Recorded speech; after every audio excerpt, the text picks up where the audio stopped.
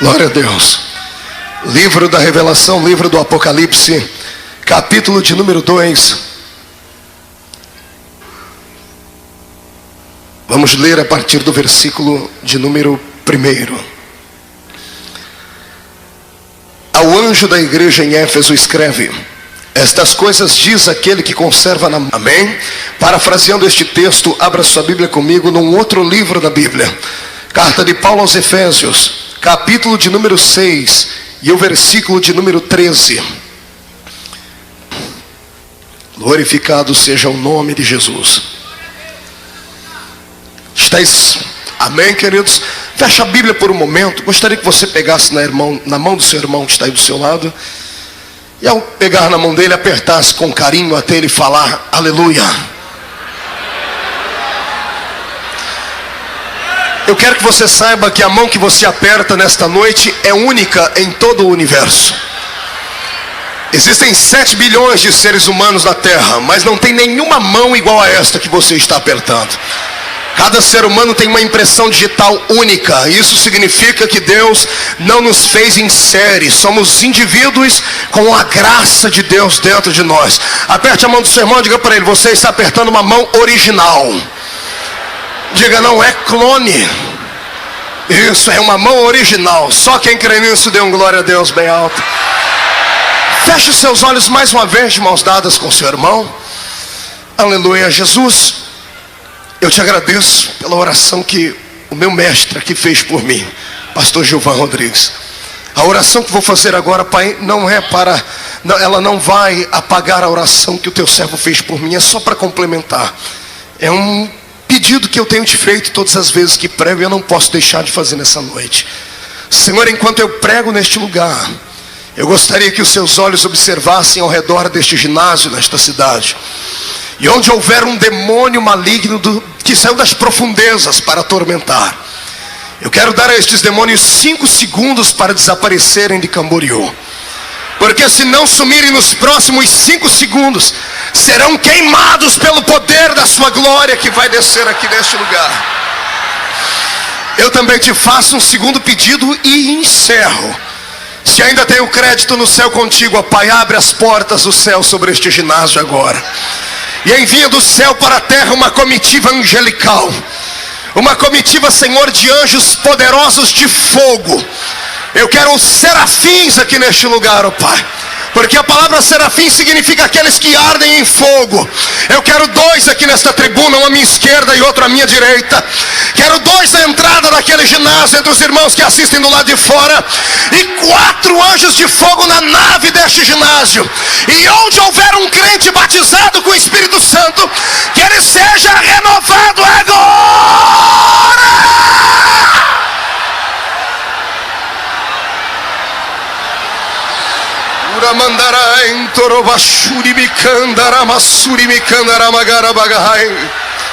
Senhor Deus, tu não precisas da minha ajuda para curar. Tu não precisas da minha ajuda para batizar com o Espírito Santo. Tu és Senhor no céu e na terra. Me dá graça para falar a sua palavra, em nome de Jesus. Amém e amém. Os que podem, tomem o seu assento. Glória a Deus. Aleluia. Eu sinto a presença do Senhor aqui nesta noite. Eu sinto algo diferente no ar. Deus hoje tem um banquete preparado para aqueles que estão no meio do deserto. Se prepare para se alimentar e sair daqui com tanta alegria na alma, que ao chegares em casa não vai chegar andando lá, vai chegar voando na presença do Senhor. Amém? Me ajude no retorno, filho. Me dê somzinho aqui, eu te agradeço.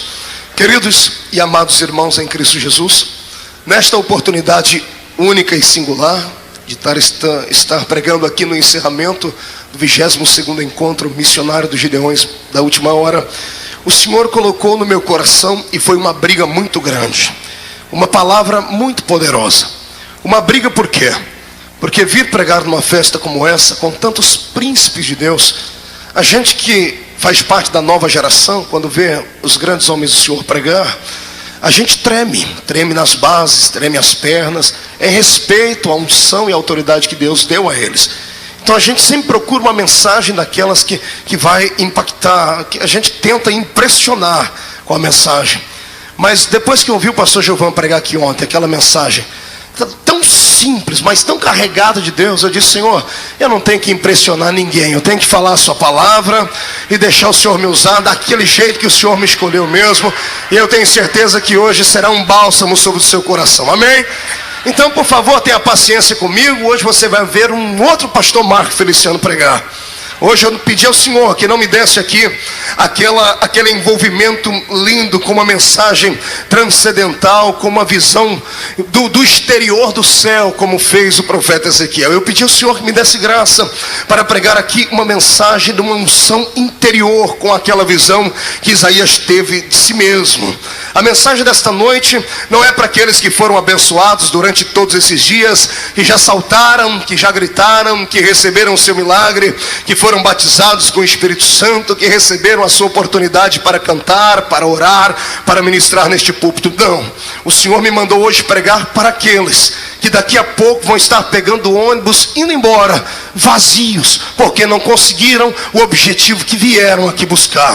A palavra dessa noite é para aqueles que ainda não glorificaram a Deus e que apanharam um pouquinho esses dias aqui. Porque quando estamos no Espírito pregando, o pregador não gosta de ver ninguém quieto. E quando a gente vê alguém quieto, a gente bate mesmo. No incentivo de ver você gritar. Nesta noite eu tenho uma palavra para aqueles que não gritaram. Não é porque não estava sentindo Deus, não é porque é frio, é calculista, não. É porque só Deus sabe qual é o vale que a sua alma está passando. Quero pregar aqui hoje para um outro povo, para aquele povo que estava saindo daqui dizendo: Deus, eu nunca mais coloco os pés neste lugar aqui, porque tudo que disseram para mim é mentira. O Senhor não falou comigo, o Senhor não usou ninguém para falar comigo. O Senhor me manda dizer assim a você: aguarde só mais um pouquinho, porque a minha voz vai estrondar dentro do seu ouvido, do seu coração. Quem acredita nisso, jogue a mão para cima e dê um belo e sonoro glória a Deus.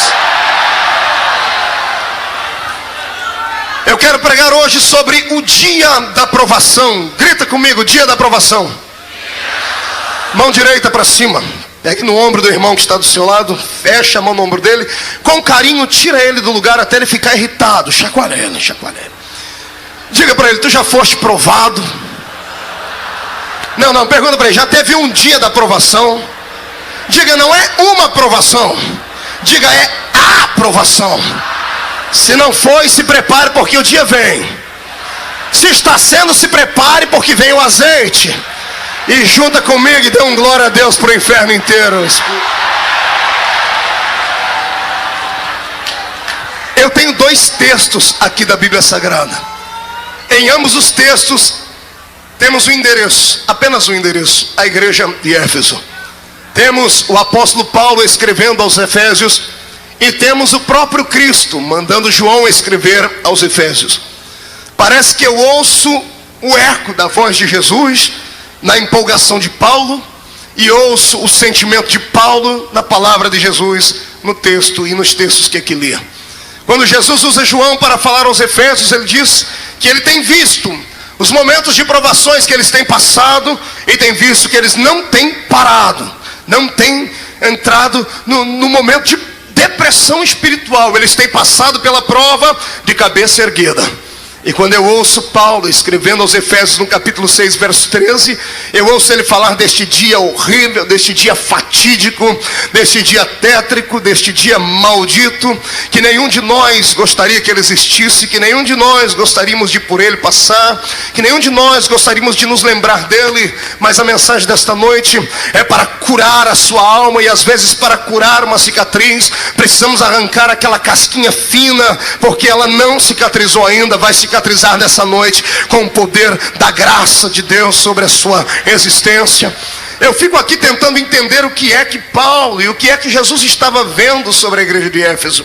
Estou aqui tentando ainda assimilar as palavras do apóstolo com as palavras do nosso Cristo, quando dizia uma igreja que não era uma igreja pequenina, não era uma igreja aventureira, não era uma igreja problemática. Não, Éfeso não era uma igreja problemática como era a igreja de Corinto. Éfeso não era uma igreja cheia de perguntas acerca da vida após a morte como a igreja de Tessalônica. Éfeso não era uma igreja tão emotiva quanto a igreja de Colosso. Não, Éfeso era uma igreja embasada, alicerçada na doutrina, na palavra, conhecia tudo, já tinha passado por tantas coisas. Paulo dedicou boa parte do seu tempo a esta igreja. Das igrejas que ele plantou, foi a igreja durante o tempo maior que ficou ali estimulando a fé dos irmãos e os ensinando. Fico aqui pensando o que é que o apóstolo, quando escreveu a carta aos Efésios, estava vendo ou estava antevendo para falar àquela igreja sobre este fatídico e miserável dia. Paulo, antes de falar sobre esse dia, exaltou a igreja de Cristo, falou sobre poder, falou sobre unção, falou que os crentes de Éfeso não deveriam se embriagar com o vinho da contenda, mas deveriam encher-se do Espírito Santo.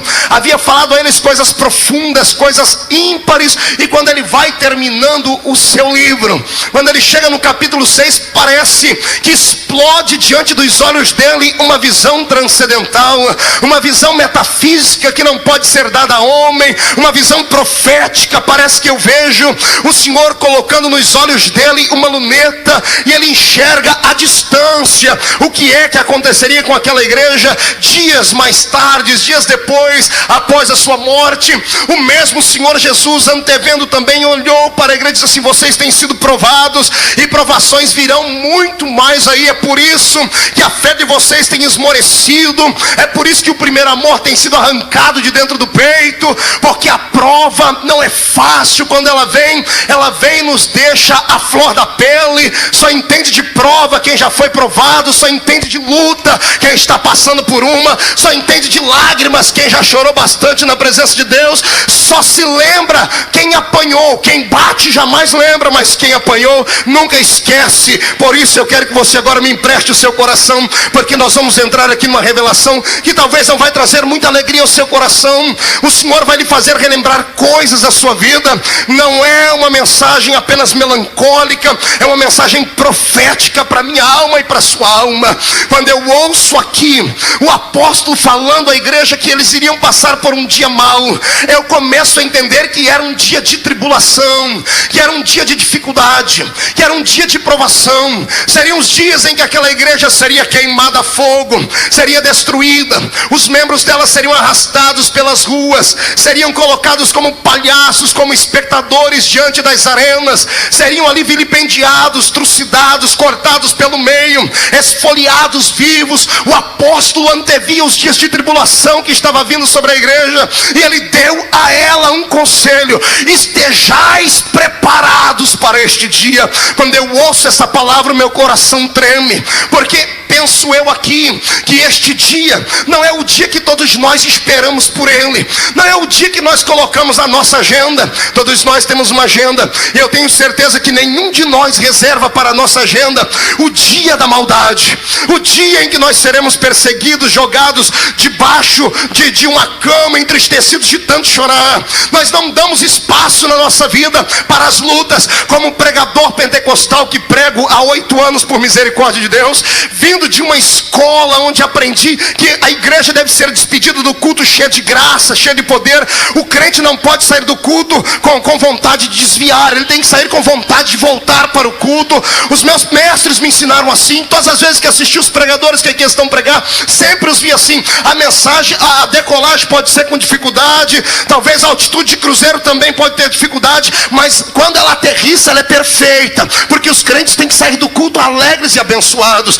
Então eu fiquei envolvido durante alguns anos apenas com uma mensagem que nós falamos que não é, mas é uma mensagem positiva, uma mensagem de autoajuda aos crentes, uma mensagem do crente que entra dentro de um culto como esse. A gente diz a ele, às vezes até mesmo de forma irresponsável: você vai receber, Deus vai te dar. E o que dizer das igrejas neotestamentárias que pegam o nosso Deus e colocam ele na parede, pastor Djalma Furquim, e dizem assim ao nosso Deus: olha, o Senhor é obrigado a dar, porque se ele é Deus, ele tem que dar. Se Ele é Senhor do céu e da terra, Ele vai ter que fazer. Essas pessoas são desequilibradas, não sabem o que estão falando, porque embora nós sabemos que o nosso Deus tenha poder para fazer tudo e muito mais do que nós pensamos, se Ele fizer um milagre, Ele é Deus. Mas se Ele não fizer, Ele continua sendo Deus, porque Ele é o Senhor.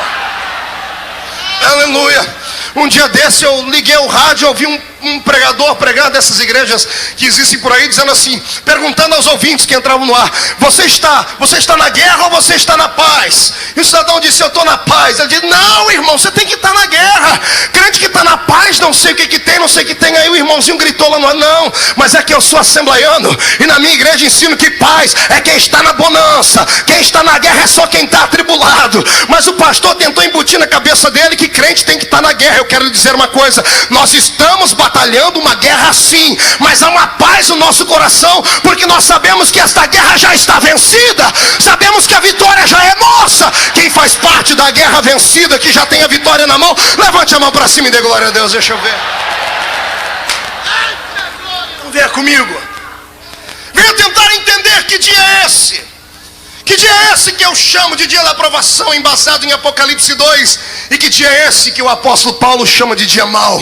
Fui procurar subsídio na Bíblia Sagrada, senhoras e senhores, para ver se Paulo não estava louco, porque ele era filósofo. Entender um filósofo não é nada fácil.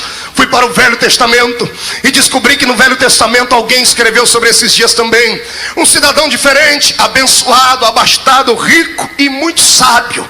Um homem que escreveu 3 grandes livros em toda a sua existência. Cada um dos seus livros que estão dentro da Bíblia Sagrada, escritos em um tempo, escritos dentro de um tempo, como uma revelação para o seu tempo. Ele escreveu o primeiro livro quando ainda era um rapaz jovem, bonito. A pele do seu rosto ainda tinha uma tenacidade brilhante, os seus olhos eram brilhantes, o seu corpo era esbelto, seus cabelos eram belos, talvez louros ou talvez arruivados como o cabelo de seu pai Davi.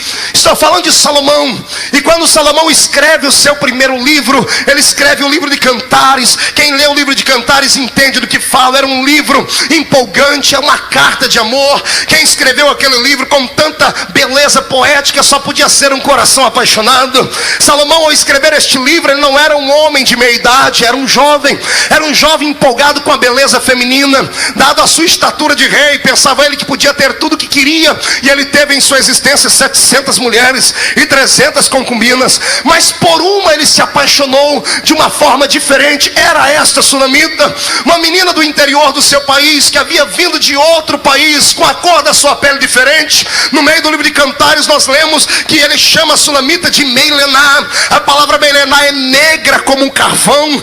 Salomão se apaixonou por uma mulher de uma etnia diferente da dele, e talvez por isso mesmo este romance tenha custado este livro. Talvez os povos da sua época, os ministros do seu império não aprovassem o relacionamento dele com tal mulher, porque a cor da sua pele era diferente, ela era completamente diferente dele, e por ela Salomão se apaixonou e escreveu este livro. Quem lê o livro de Provérbios se empolga, e quem não está mais amando, volta a amar. Faça um teste e leia este livro na sua casa para você ver.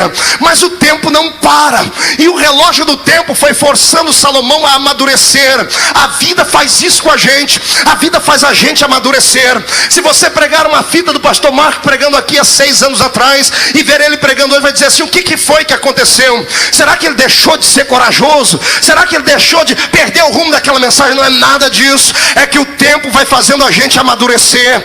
A gente vai apanhando demais na caminhada, e a gente é obrigado a sair do estado de menino e virar homem da noite para o dia. É isso o que acontece com a gente. Muitas pessoas não entendem. E Salomão vira homem de repente da noite para o dia. Homem no sentido que estou falando aqui da palavra, um homem de autoridade. E agora ele olha no espelho e já não é mais o garoto que escreveu o livro de Cantares. Agora é um homem de meia idade, que Freud diria que ele estava na idade do lobo. Já era um quarentão, beirando uns cinquentão, seus cabelos da meio branco, meio preto. Ele agora já não pensa mais em galantear moças. Ele olha para os filhos que estão crescendo, e ele tem que deixar agora um legado para a sua posteridade. E este homem agora pega a sua caneta e volta a escrever. Agora ele não escreve com o coração, porque Porque quem lê o livro de Cantares sabe que saiu de dentro do coração. Agora ele escreve com a sua mente, com a sua razão. Ele pega uma caneta e começa a escrever um livro de provérbios. E quem já leu provérbios sabe do que eu estou dizendo. Quem lê provérbios e lê Cantares diz: não é o mesmo escritor. Porque o livro de Cantares, o escritor de Cantares dizia assim: ó, como é belas curvas o seu corpo, a sunamita. Agora o homem que escreveu o livro de provérbios e diz assim: o homem tem que fugir de muitas mulheres para que ele não perca toda a sua riqueza e coisas mais. Ele escreveu uma coisa no livro de provérbios que faria qualquer jovem sair correndo. Por exemplo: melhor é o homem ir a um velório do que ir a uma festa. Quem é que prefere num velório ver um defunto do que numa festa beber Coca-Cola? Amados, eu entendo Salomão. Ele não estava escrevendo com o coração, estava escrevendo com a razão. A vida ensinou ele a isso. E ele sabia que quem ia a uma festa não pensava no amanhã. Quem vai a uma festa só pensa em se prostituir, em encher a cara e divertir ao máximo, e no outro dia arcar com as consequências das suas peripécias. Mas quem vai a um velório, quando olha para dentro daquele paletó de madeira, vê um cidadão que está ali, que é de carne e osso igual ele, feito da mesma matéria, amigo, cresceu junto ou é parente, diz: meu Deus, se esse aí morreu, amanhã serei eu que vou sair dentro. E a pessoa sai do velório pensando na vida, sai do velório de forma melancólica, chorando. Quer ver um exemplo? Quem é que já foi em velório de alguém que morreu de acidente de carro? Levante a mão para eu ver. Você lembra como foi que você saiu do velório? Você saiu do velório triste, saiu do velório parado. Você engatou a marcha do seu carro e não acelerou demais, respeitou todo sinal de trânsito, parou em todo semáforo, abriu espaço para todo mundo passar, porque a prudência brotou na sua mente. Você olhou para aquele carro e lembrou: opa, o meu amigo morreu por imprudência. Era este Salomão que estava amadurecendo e escrevendo o seu segundo livro. Mas o relógio do tempo não para. Diga para o seu irmão: o relógio não para, e o tempo continua. E depois que o tempo continua, num belo dia, acredito que foi numa bela manhã, olhe para cá e prepara o lenço para começar a chorar comigo. Levanta Salomão da sua cama. Ele vai levantar e sente dores no corpo inteiro. A maldita da ciática atacou ele. Ele olha de um lado da cama, tem uma virgem bonita do lado dele, do outro lado uma outra virgem mais bonita ainda para aquecer o seu corpo. E quando ele olha para si mesmo, ele se sente um inválido, ele se sente um homem já passado do tempo. Ele pega agora o cetro com o qual ele exerceu um reinado, e ele não usa mais o cetro para apontar para as pessoas. O cetro agora serve como uma amuleta, como uma bengala para ele. Ele se levanta e vai para o banheiro. Quando chega no seu banheiro, lá está um espelho. E quando Salomão olha para o espelho, ele toma um susto. Por quê, pastor? Porque ele olha para o espelho e o que ele vê não lhe é muito seguro. O que ele vê lhe dá muito tristeza, porque ele não vê mais o garoto que conquistava 700 mulheres e 300 concubinas. Ele não vê mais o homem que influenciava rainhas que vinham de longe para vê-lo. Ele não é mais o homem de meia idade que está escrevendo livros sendo aplaudidos agora. O que restou foi uma carcaça. Os seus olhos estão avermelhados e cheios de cataratas. Os seus dentes estão amarelados e tortos. Os seus cabelos esbranquiçados. A pele está cheia de mancha. A veia da sua pele, outrora escondida pela carne, agora está saliente na mão. A barriga, outrora que tinha um abdômen bem feitinho, malhado nas academias do seu reinado, agora está flácida, está gigantesca. Ele olha para suas pernas, estão cheias de varize. As unhas estão amareladas, estão parecendo que estão ficando roxas. Ele olha para aquele espectro que está diante do espelho, ele toma um susto, e de repente ele ouve a voz da sua consciência dizendo assim: há um tempo para tudo na terra, há um tempo para tudo nessa terra. Ele levanta dali, vai para a mesma escrivaninha que ele escreveu a carta para a sunamita, vai para a mesma escrivaninha que ele escreveu o legado para a posteridade de Provérbios. Pega a caneta agora com a sua mão trêmula, escreve o mais poderoso livro que ele já havia feito na vida, o livro de Eclesiastes. E ele começa o Eclesiastes dando a mim e a você uma lição de vida que ninguém gosta de ouvir, que ninguém gosta de aceitar como conselho. Ele começa o livro dizendo assim: olha, vaidade, vaidade, tudo é vaidade, tudo passa, a beleza física passa, a inteligência passa, o reinado passa, a experiência passa, os homens passam, os amigos vão embora. A única coisa que fica é aquilo que é imaterial, é aquilo que a terra não pode carcomer. O que sobra é a experiência viva de um Deus que fez os céus e a terra, que explicou a ele que a vida era assim.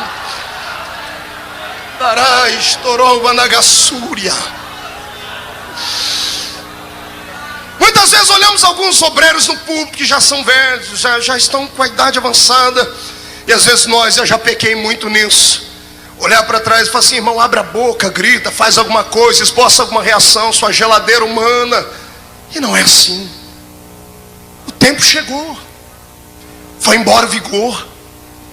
Foi embora a vida. Foi embora a robustez. E o que fica nesse corpo são experiências traumáticas. De perseguições, de traições, de angústias, de noites mal dormidas, de casos mal resolvidos. E nós temos que entender isso, porque se não entendermos isso, não estaremos preparados quando esses dias chegarem para nós. E Salomão continua escrevendo: há um tempo para tudo na terra. E lágrimas descem sobre os seus olhos e pingam em cima do papel que ele está escrevendo. Ele diz: há um tempo de nascer, mas há um tempo de morrer.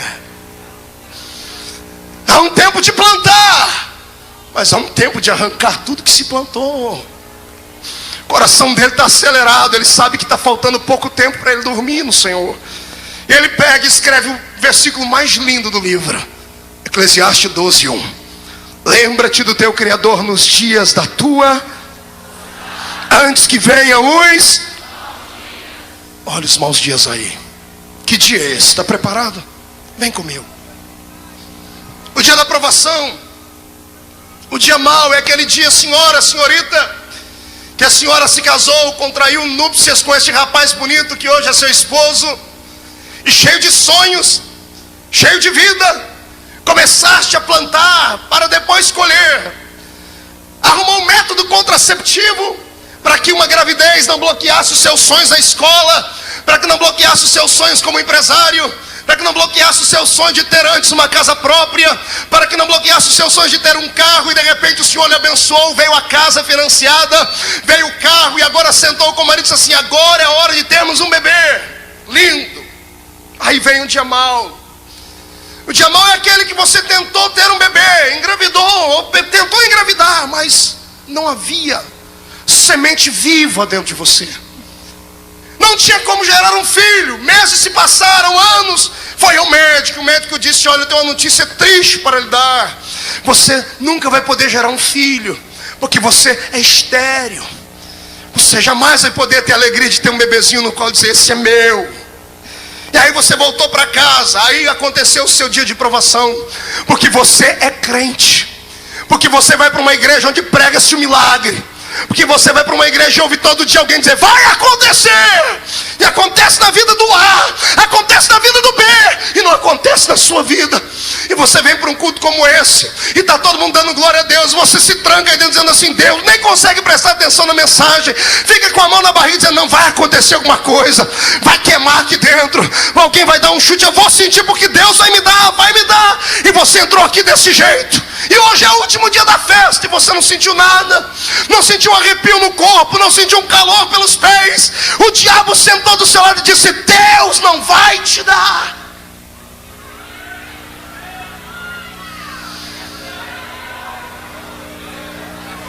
E aí está você agora, tentando entender os porquês da vida, tentando saber porque o irmão ali em cima já voou ontem, o irmão ali já gritou, e você não sente nada. É por causa disso. O dia da aprovação não se explica, se aceita. O dia da aprovação não escolhe homens com estrela na testa, ele vem para todos. O dia da aprovação vem para separar entre nós os dois grupos de crentes que existem: aqueles que glorificam a Deus por aquilo que Deus vai dar, e aqueles que glorificam a Deus por aquilo que Ele já deu. O dia da aprovação vem para o Senhor colocar você numa balança para ver se você serve a Ele apenas por causa de troca. Se você vai: eu vou fazer isso se eu fizer aquilo. Ou para ver se você mesmo, não recebendo nada, tem coragem de levantar a mão para cima e dizer: eu sei que Ele vive, e que Ele pode, e que Ele faz, e que Ele faz. Não tente entender, aceite. Meu telefone tocou uma madrugada dessa, do outro lado da linha uma mulher rindo, sorridente. Assim, pastor, a sua vida mudou a nossa família. Eu disse, por quê? Quando estivestes aqui nos Estados Unidos, pregando aqui na nossa cidade, o nosso filhinho pequeno de 2 anos e meio, Ryan viu o senhor pregar, trocou as fitas dos desenhos americanos para ouvir as suas fitas. E ele fica na frente da televisão dando golpe de karatê, igual o senhor dá.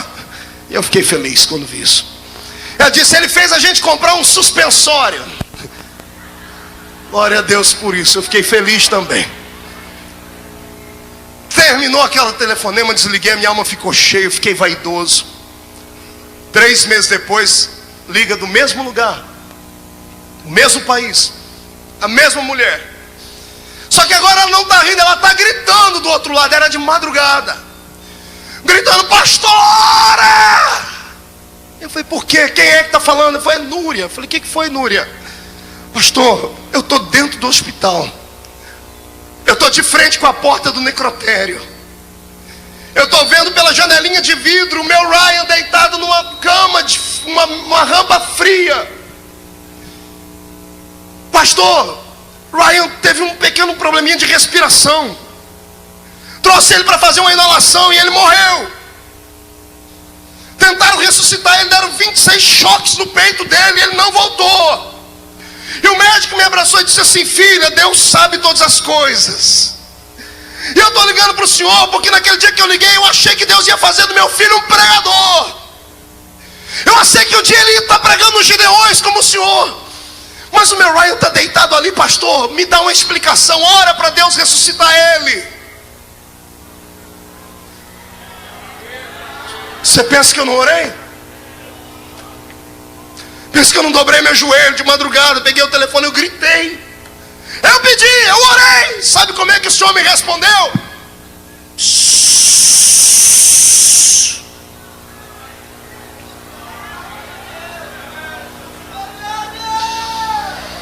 Agai chamantorou besteg mandarava xaragalamagai.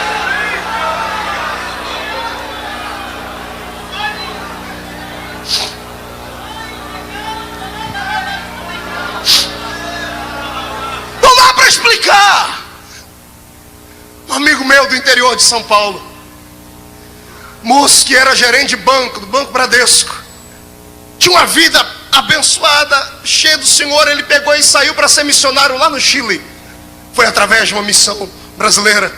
Tudo que ele vendeu ele levou para lá. Comprou uma casinha, investiu na igreja, e o que sobrou comprou uma motoca, uma moto. Um belo dia ele despede da família e diz assim, eu vou atrás da montanha ali, porque eu tenho que levar ceia para os irmãozinhos que nós ganhamos dali. E ele sai de casa e nunca mais volta. A polícia encontrou o corpo dele no outro dia, caído, morto, sem sangue, com as pernas quebradas, o braço direito quebrado, e um rastro no chão como de uma cobra, por uns 100 metros. Fizeram a reconstituição e chegaram à seguinte conclusão: quando ele estava passando perto da montanha, um grupo do Sendero Luminoso, para brincar com ele, deram uma rajada de metralhadora. Um tiro pegou no ombro esquerdo e jogou ele para o chão. Ele caiu da ribanceira com a moto e tudo. Na queda quebrou as 2 pernas, quebrou um braço, ficou desacordado por um tempo. Quando voltou em si, escureceu, ele não enxergava mais o caminho de nada, não podia andar e saiu se arrastando. O sangue esvaiu todo por aquela ferida do tiro. Eu fiquei imaginando o dia que a mulher dele contou a história. Como é que foi as últimas horas desse moço? Porque ele não morreu na hora. Como é que foi a última conversa dele com Deus? Você acha que ele não pediu para Deus mandar Gabriel ali? Você acha que ele não pediu para Deus mandar Miguel, mandar um anjo, um querubim, um serafim? Você acha que ele não pediu? Você acha que ele não pediu para o Cordeiro Santo, que curou tanta gente, para ir ali curar ele? Pelo menos mandar um carro lá em cima para alguém socorrer ele, porque se socorresse ele estaria vivo. Ele orou a madrugada e sabe como é que o Senhor respondeu para ele?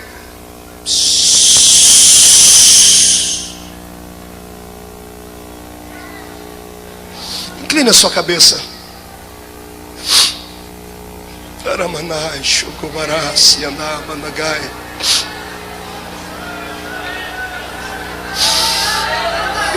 Eu pedi a Deus para deixar o meu lado de evangelista de lado hoje. Eu quero ser fiel nessa palavra.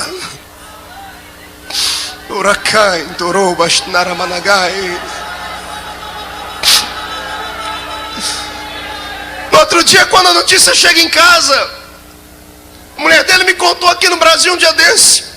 Tinha uma filhinha de 5 anos. A família chegou e disse: você tem que dar notícia para sua filha. E ela sendo diante da menina e falou assim: filha, lembra da historinha que o papai contava sempre? Qual, mamãe? Aquela que ele falava que Lázaro sofria muito, que Jesus levou ele para o céu. Lembro. Jesus encontrou o papai ontem no meio do caminho.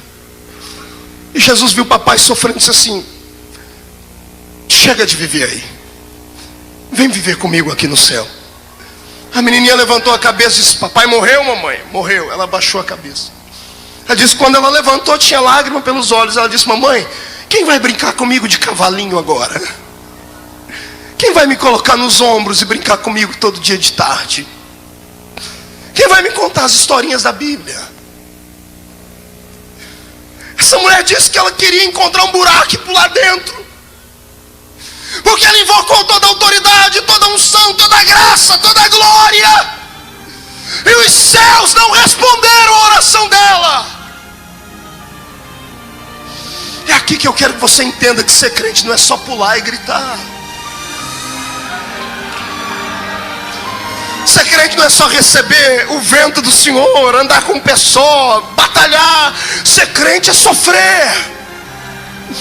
Pastor, mas sofre o ímpio tem que sofrer. Não, você sofre como ímpio, o sol nasceu para todos. A diferença é em como passar pelo vale. Todo mundo passa, a diferença é em como passar pelo vale. O ímpio passa sozinho, e você tem alguém do seu lado para lhe acompanhar.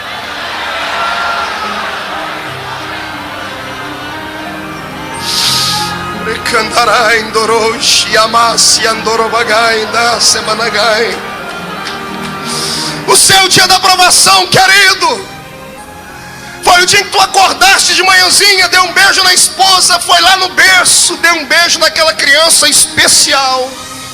Eu já te digo porque ela era especial. Aí quando você terminou de dar um beijo no berço na criança, levantou a cabeça e olhou pela janela, e lá fora estava o filho do seu vizinho, com a roupinha da escola, com a bolsinha escolar do lado, e o pai levando ele para pegar o ônibus. E você olhou para o seu dentro do berço, paralítico, tetraplégico, com hidrocefalia, doença de mongol. O bebê que Jesus te deu é especial, tem uma anomalia nele. Ontem tinha uma mulher aqui com uma criança, juntamos eu e mais alguns pastores, oramos, e a gente ficou chorando entre nós, dizendo assim: por que Deus não cura? Aí você olhou para o filho do ímpio e: por que o filho do ímpio tem saúde e o meu não? Por que a vida do outro é melhor do que a minha? Aí, como é que uma pessoa dessa dá glória a Deus num culto desse? Me diga. Fala para mim, senhorita. Fala para mim, pastor. Tem anos de teologia. Fala para mim. Não podemos pregar de maneira irresponsável. Acontece. Mas não é regra.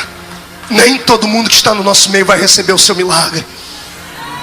Nem todo mundo que está no nosso meio vai ser batizado com o Espírito Santo. Nem todo mundo que está no nosso meio vai ser um grande pregador. Não vou ser irresponsável para lhe dar falsas esperanças e amanhã você ficar frustrado, não. Mas eu quero dizer que ainda que isso não aconteça, isso não te impede de ir para o céu. Paralítico ou não, cego ou não, mudo ou não, doente ou não, você é herdeiro do céu.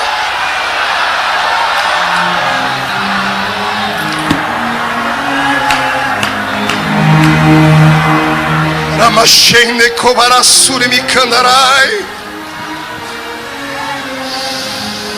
É o dia da dificuldade, é o dia mau. Quero ver, está preparado para ele. Dá glória a Deus quando o filho tem saúde, é fácil.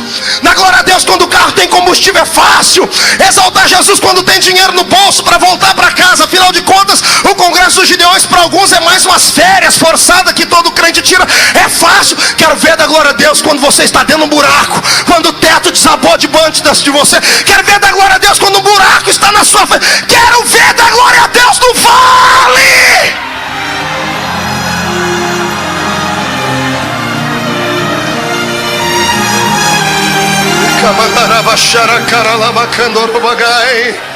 Isso é uma mensagem séria.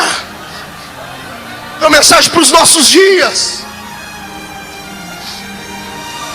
Ah, pastor, eu queria ouvir uma mensagem de autoajuda. Vai lá na banca e compra um livro do Laí Ribeiro. Eu só queria ouvir uma mensagem mais light. Vai lá na igreja Seixonoye. Pastor, eu queria ouvir uma mensagem assim que viesse de encontro aos meus problemas. Procura uma igreja neopentecostal. Aqui não. Aqui você vai ouvir essa verdade de Deus. Você é um ser humano, você é fadado a todo tipo de problema nessa existência. O dia mau não acontece só na vida dos outros, acontece no nosso também. E quando vier, por favor, não desonra a Deus. Não fique aí frouxo, de cabeça baixa, humilhado. Ergue a cabeça, sai de dentro do buraco.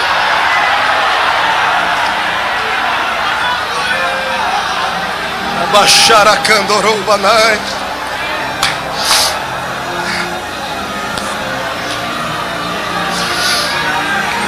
Aleluia.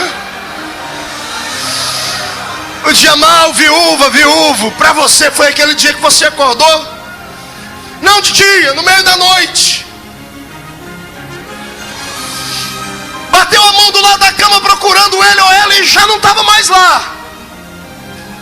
O frio da noite faz abrir o guarda-roupa para pegar um cobertor, e quando pega o cobertor vem o perfume dele ou dela.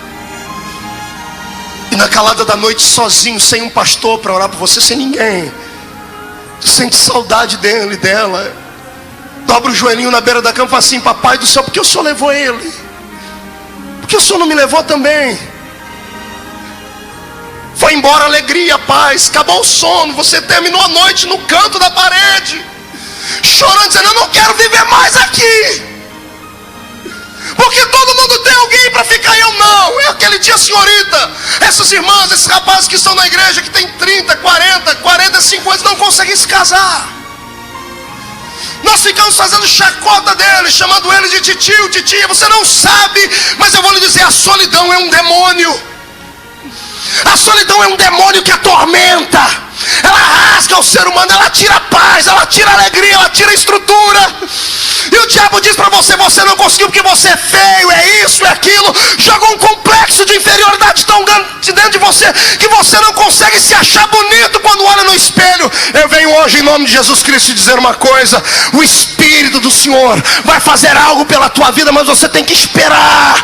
Por favor, não desanime, não dê ouvido aos outros, não dê ouvido ao demônio, não dê ouvido ao diabo. Continua com a sua fé nele, em nome de Jesus. Vai passar.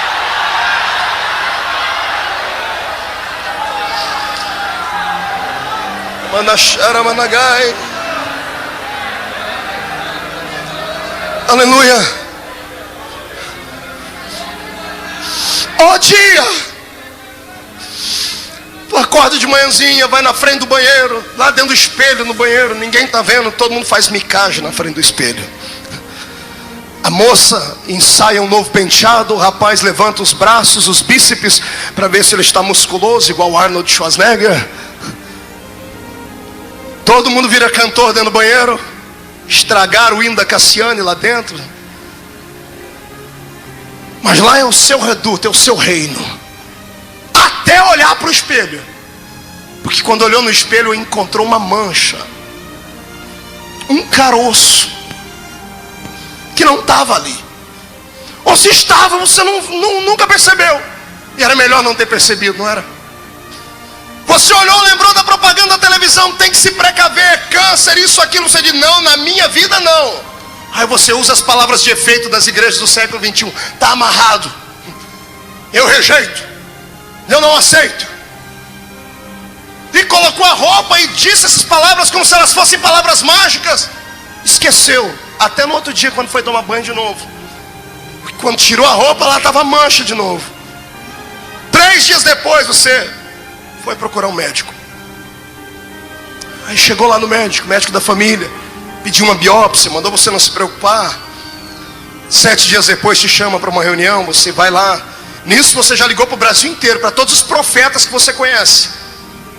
E os profetas já ligaram para você: não, Deus já entrou com providência, já está curado, vai na força. Aí o médico olha para você, é da família, dá um sorriso meio amarelado, não sabe como começar, e diz assim: você ainda é crente? E você diz: graças a Deus, do reteté. Ele olha para você e diz assim: parabéns. Pelo que, doutor? Eu não tenho doença. Não, parabéns, porque você foi escolhido por Deus para ser provado. Você tem uma doença no seu corpo que a medicina não achou cura. E o médico começa a dizer: mas não desespera, tem a quimioterapia, tem a radioterapia, calma, vai dar tudo certo. E ele está dizendo isso, e quando ele disse isso, você sumiu de dentro do consultório, só ficou o corpo ali. O espírito saiu, você ficou lembrando da sua infância, dos seus sonhos, seus projetos. Você queria ser isso, ser aquilo, mas agora essa doença vem e coloca uma vírgula na tua vida. E o médico te despediu com receituário, você saiu lá de dentro, não sentiu o calor do sol, não sentiu o cheiro do perfume da comida do restaurante, não viu o amigo que passou e buzinou no carro. Você queria sumir dali, você queria um lugar para gritar. Chegou em casa, não olhou para a mãe, para o pai, para o irmão, para o filho, foi para o quarto, lá no seu escritorinho. Foi na tua delegacia da queixa. Dobrou o joelho e deu queixa para o nosso delegado. Lá de cima: papai, por que essa doença veio em mim? Nessa hora você chama Deus e Deus não vem. Você grita e o céu se fecha. Aí o diabo vem, o intruso, metido a besta, vem e fica do teu lado, dizendo: cadê o teu Deus? Cadê o Deus que cura? Cadê o Deus que usou o pastor Gilmar lá no sábado, que arrancou o colete da moça, que revelou? Cadê ele? Cadê?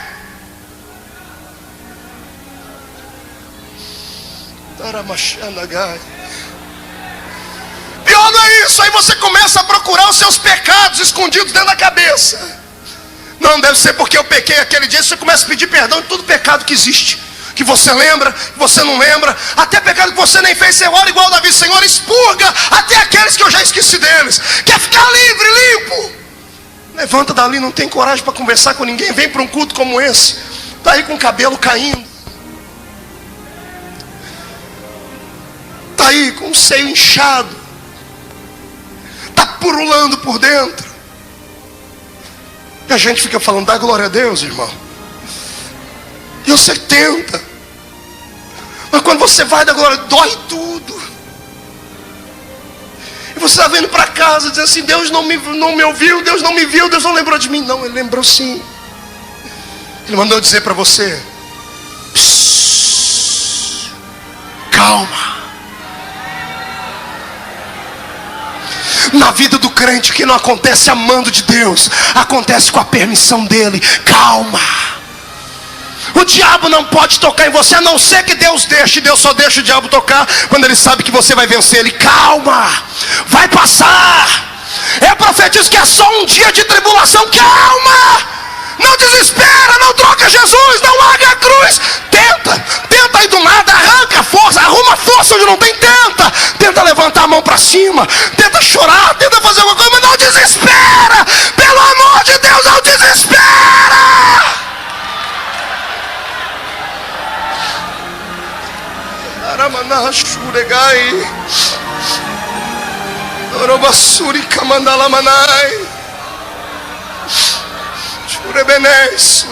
Eu estou ouvindo gemidos,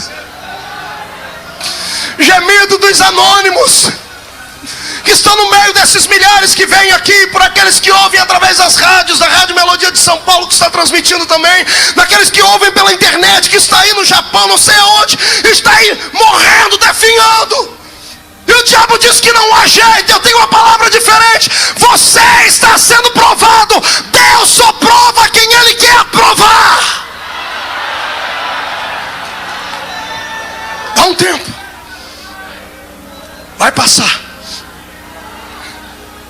passar. Diga para o seu irmão, vai passar.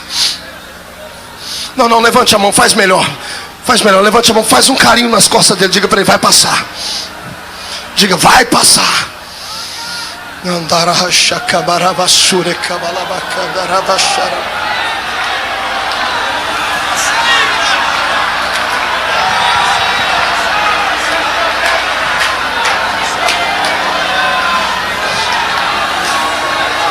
Vai passar. Vai passar. Vai passar. Em nome de Jesus, vai passar. Vai passar. Já ouço o barulho do seu Deus descendo, vindo ao seu encontro. Vai passar.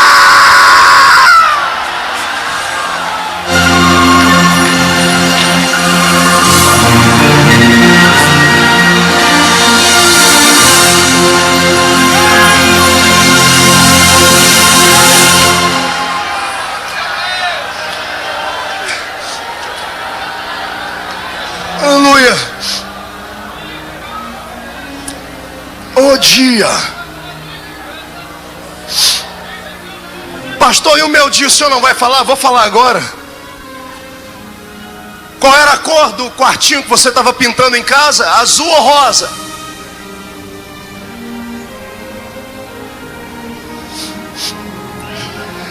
Era azulzinho ou rosinha?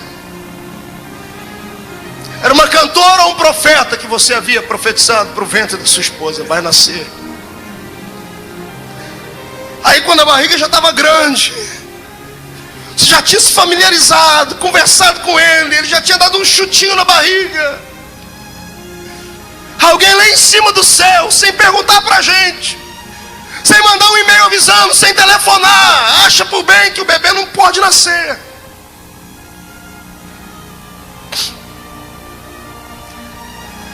E a vidinha daquele que está lá dentro é ceifada assim. Um aborto. E ficou um vazio dentro da barriga. Ficou um vazio dentro de casa. Detalhe, você é crente, é pentecostal. Jesus cura? Cura. Ele faz. Tem aqui um exemplo. Tem uma senhora que me procurou aqui, Dona Sônia. O ano passado nós oramos por ela aqui no Gideões. Ela não era crente, disse que vai aceitar Jesus hoje. Estava com um bebê morto dentro dela. O médico disse que o bebê não ia nascer. Ela ouviu de longe. Quando pedimos para colocar a mão sobre o local da enfermidade, ela colocou. Jesus ressuscitou o bebê. O bebê está no colo dela ali. Ele faz. Mas e quando ele não quer fazer? Eu me lembro quando Jesus levou o nosso bebê, vindo de Ribeirão Preto, bebê morto dentro da barriga da minha esposa. Ela com a mãozinha na barriga dizendo assim: Jesus, ressuscita meu bebê. Parei o carro, coloquei a mão de Jesus. Quem está orando é um profeta. Eu tenho vidas por aí com paralítico andando, pessoas vomitando câncer, milagre. Eu disse: Senhor, tu já fizeste milagre, faz um na minha vida, ressuscita. Lá do céu Jesus fez assim, ó.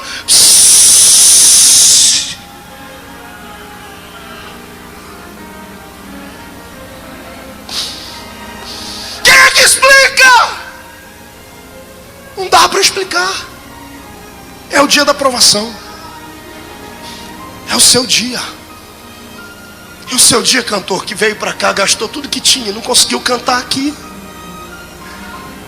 Ficou olhando aí de cima, brigando, falando: por que alguns têm tantos e a gente não pode cantar um hino? É o seu dia. Jesus está te provando. É a sua história. Ninguém vai escrever a sua história a não ser você e Deus. É a sua. O Senhor escolheu você para passar por isso. Então, por favor, levante a cabeça, sacode a poeira, dá a volta por cima. Porque você não é um pé rapado espiritual, não, você é filho de Deus. Oh pastor, mas eu queria ter um testemunho para contar. Calma, vai chegar o dia, mas por enquanto é para você orar e gemer. Vai dizendo ai, vai dizendo ui, vai sentindo dores, vai sentindo contrações. Daqui a pouco, em nome de Jesus, o milagre vai nascer. Mas enquanto ele não vem, pelo amor de Deus, jogue essa mão para cima, dá um grito de glória a Deus, explana a sua alma.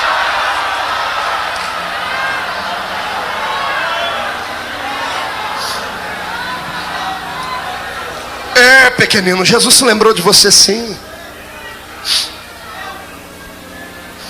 Jesus se lembrou de você que está desempregado, perdeu o emprego para vir para os Gideões, não sabe como é que vai voltar para casa e cuidar da família. Jesus conhece você, pai de família, ficou desempregado tem 2, 3 meses. E o pior não é isso, quando você pegou a carta te mandando embora, você falou: Deus, mas eu sou dizimista, eu sou ofertante, eu contribuo com algo. Por quê? É o seu dia. É o seu dia. E sabe o que me deixa aqui animado em pregar nessa noite? Eu olhar para um monte de gente que fica olhando para mim assim, como se nada tivesse acontecendo. Eu fico com pena deles, porque eles não sabem o que é um dia mau. Fico com pena porque vai chegar o deles. Pastor, o senhor está me amaldiçoando? Não, estou lhe precavendo. Vai chegar. E quando chegar, se você não tiver estruturado, tu vai ser vencido. Vai soprar um vento maldito em cima da sua vida e você vai sucumbir, vai cair por terra. Então o que é que eu faço, pastor? Encha a sua botija agora. Encha a sua alma de fé. Encha a sua alma de gozo. Faz igual os 3 meninos lá na fornalha. O rei falou: vou aquecer 7 vezes, se não glorificar meu nome, vou lá, vou mandar vocês para, vão morrer. Os 3 olham um para a cara do outro, chegam à conclusão, diz: fica tu sabendo, ó rei, que o Deus que nós servimos pode soprar nisso aqui, pode fazer chover dentro da fornalha, pode mandar uma água e apagar o fogo, mas ainda que ele não nos livre do fogo, nem assim vamos te servir, porque a nossa fé é inabalável.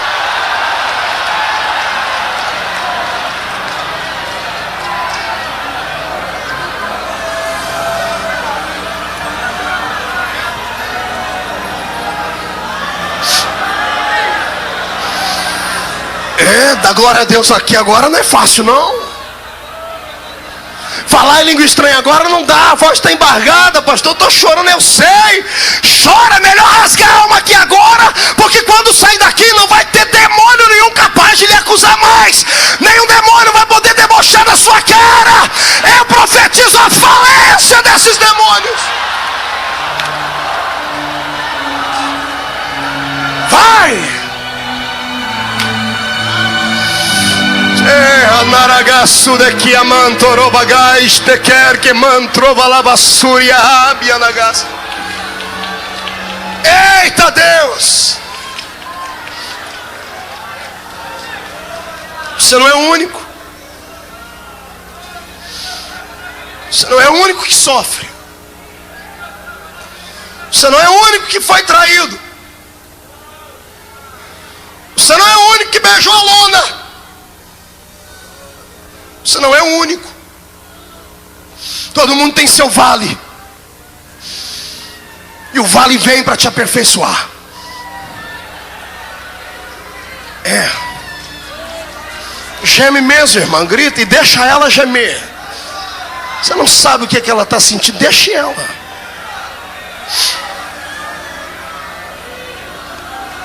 Aleluia. Aleluia. Aleluia, aleluia, aleluia, aleluia. Dehanaragassúria macandarai, narashekandarai. Estou ouvindo barulho de asas. Anjos estão voando para cá agora. Não estão trazendo fogo. Estão trazendo um cálice nas mãos, para colher todas as lágrimas que estão caindo aqui. Eles vão levar diante do trono de Deus. E eu profetizo que essas lágrimas vão impactar Deus. Deus Deus vai ficar de pé no trono dele nessa noite ainda, e vai derramar o seu milagre, sim, em nome do Senhor Jesus Cristo. Dê a Deus a sua enfermidade hoje, pela glória. Vai sair. Tem que entender que a vida é assim. Aleluia. Olhe para cá, vamos continuar. O dia mau é o dia que o Senhor escolhe para levantar um homem e uma mulher de Deus que tem uma chamada. Eu não conheço um homem e uma mulher de Deus que tenha chamada, que não traga nos seus corpos as marcas do sofrimento. Se você está sofrendo muito, eu tenho uma palavra de bênção para você. Parabéns. Mas pastor, o senhor não vai se condoer comigo? Não. Porque se você está sofrendo muito, é sinal que a bênção será muito grande depois. Pastor, me arrancaram o púlpito onde eu pregava, me calaram, me jogaram dentro de uma cova. Parabéns. Porque é dentro da cova que o Senhor vai mandar o anjo fechar a boca do leão. Parabéns. Eu não conheço ninguém que tenha uma chamada divina, que passe os seus dias cantando vitória, que passe os seus dias com a sua alma aberta. Eu não conheço ninguém. Não conheço ninguém que tenha sucesso, que não tenha um batalhão de pessoas olhando para ele, jogando pedras, esperando ele cair. Não conheço ninguém. Não conheço ninguém que o Senhor tenha exaltado na terra, que não tenha contraído inimigos gratuitos. Não conheço ninguém. Você não é unanimidade, você não é exclusivo. Deixa-me te dizer uma coisa aqui. Se você tem uma chamada como a minha, se prepare para apanhar do jeito que eu apanho. Se você tem uma chamada igual a dos homens e mulheres de Deus que já passaram por aqui, se prepare para apanhar. Pastor, eu não dei conta. Então entregue o seu desejo a Deus. Diga, eu não quero mais. Não quero ser mais usado. Agora, se quiser ser usado, peça para Deus colocar um óleo nos seus lombos, que vai apanhar bastante. Só que depois que apanhar, depois que ficar isolado, solitário, vai bastar colocar o joelho no chão para o Senhor ficar de pé no trono e dizer assim: vai, porque eu sou contigo. Onde falar, falo eu toco, eu ajudo.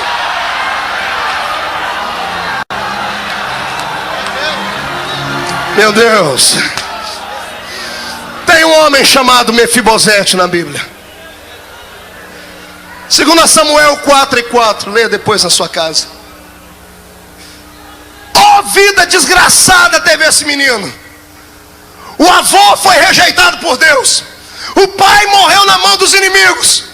E quando chegou a notícia em casa, vem uma mulher, agarra ele, a ama dele, a babysitter dele, sai correndo com ele de casa. Quando vai atravessar a porta, escorrega e cai. O menino quebra os 2 pés e fica aleijado para sempre.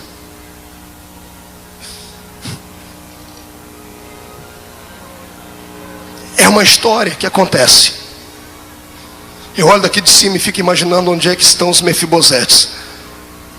Gente que vem de uma família desgraçada, podre, pobre. Gente que o único lugar que queria ficar no mundo era aqui dentro desse ginásio, queria morar aqui dentro. Porque sabe que quando chegar em casa vai virar um inferno lá, porque o pai é um cachaceiro, a mãe é uma mulher de vida fácil, os irmãos são drogados. O único lugar que tem paz é aqui dentro. Eu passo por isso. Toda sexta-feira dessa minha vida eu pego um avião para algum lugar do mundo.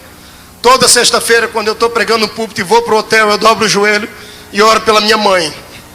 Porque toda sexta-feira à noite minha mãe vai para o forró.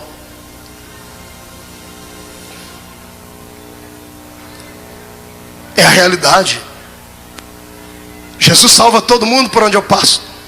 E lá em casa, Ele não salvou minha mãe. Eu disse a Ele: Senhor, por que o Senhor não salva? O Senhor diz: exatamente por isso, para você saber que quem salva não é você, sou eu. Não é você com a sua palavra, sou eu com o meu espírito. Então vai chegar a hora dela. Mas enquanto não chega, ora por ela. Pastor, eu estou aleijado. Está igual o Mefibosete, eu sei. É uma história. Faz parte da vida. Tem gente aqui que se lembra de Sansão. Depois de ter feito tanto, terminou sem nada, quase. Está amarrado a uma moinha, torcendo uma moinha como um jumento faria. Está com a cabeça raspada, está com o olho vazado. Está todo mundo olhando para ele, aquele ali não era um herói, agora é um palhaço. Quantos heróis que foram transformados em palhaços estão no nosso meio? Quanta gente vazia de uma expressão, vazia. Quanta gente anônimo. Quanta gente que tombou. E quem é que não está sujeito a isso? Faz parte da vida. Pastor, eu não posso desviar? Não. O que eu faço? Se segura. O vento vai passar. Daqui a pouco você vai estar de pé de volta. Daqui a pouco seus inimigos vão olhar para você e vão ver assim: o que foi que aconteceu com ele? Daqui a pouco vão esquecer. Porque o ser humano tem memória fraca. E eu profetizo que a glória do segundo templo será maior do que a glória do primeiro.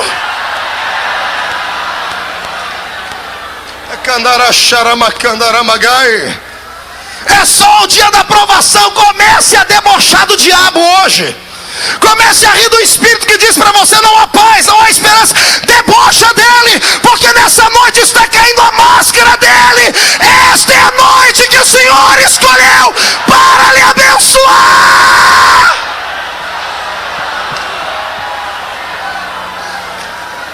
Meu Deus do céu. Levante as duas mãos para cima.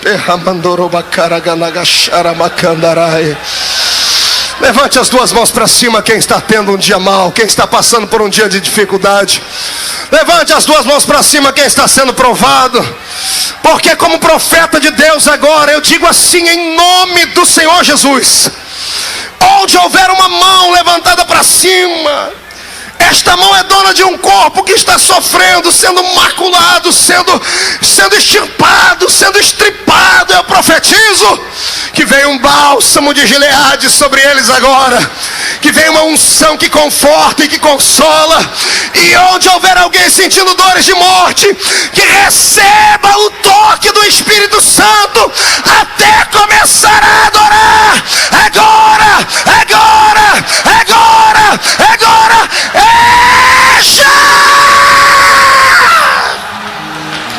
Chegando no fim, já posso ver uma luz chegando ali no fundo do túnel. Estou sentindo o cheiro do perfume da vitória. Já está chegando. Batalha comigo agora, pisa em cima das águas. Comece a enxugar as lágrimas dos olhos, porque agora nós vamos correr de encontro àquele que colocará no nosso peito uma faixa de campeão. Você não vai sair daqui do jeito que você chegou, de jeito nenhum. Quando entrar dentro daquele ônibus e colocar a planta dos seus pés naquela cidade, o Senhor vai entregar na sua mão a chave que vai abrir a porta assim. Chegou o final. Você não é um qualquer na terra, você é filho do Eterno. Deus já decretou a sua vitória.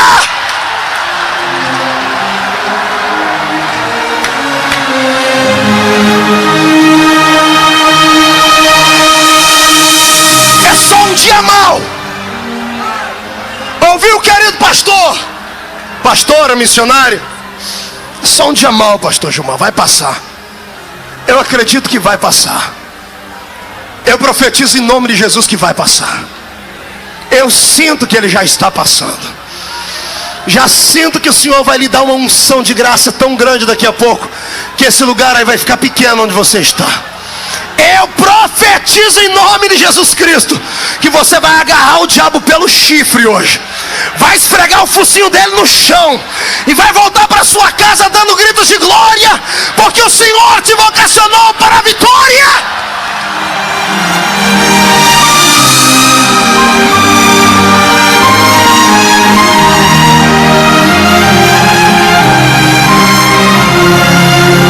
Calma, Mefibosete. Você não é o único que sofre. Pastor, tem mais alguém que sofreu? Ixi. A Bíblia é o livro dos sofredores. Eu vi um Moisés na Bíblia, que lutou a vida inteira por uma vitória, que sonhou em ver a terra prometida, em entrar nela, caminhar por ela, mas por causa do tormento dos seus irmãos, não foi possível. Ele está em cima do monte, está de frente à campina que havia naquele lugar, está olhando a terra prometida, e o Senhor dizendo para ele: viu ela? Viu com os moles, mas não vai para lá. Oh, dia de desgraça. Senhor, mas eu sonhei com aquela terra, eu lutei por ela, mas para lá você não vai. É a palavra do Senhor. É um menino chamado Elias que aparece pregando em Israel, cheio de unção, cheio de poder, cheio de intrepidez, e chega dizendo sem ninguém mandar: olha, segundo a minha palavra não vai chover mais aqui. Gente, isso era para dar ibope, porque o céu fechou. Mas ao invés do Senhor olhar para ele e dizer assim: Elias, fica de pé porque eu vou te abençoar agora, filho. Fica de pé porque eu vou te dar agora uma coroa. O Senhor diz para ele: Elias, levanta e te esconde. Mas Senhor, é profeta, vai se esconder, porque senão vão te matar. Vai esconder. Foi o ministério perseguido mais rápido que eu já vi na Bíblia. Pregou uma profecia só. Teve que se esconder. Você não é o único que sofre. Vocês não se lembram de Jó? Teve que pegar na mão da alça de 10 caixões e enterrar os 10 filhos. Teve que ver a mulher virar as costas para ele.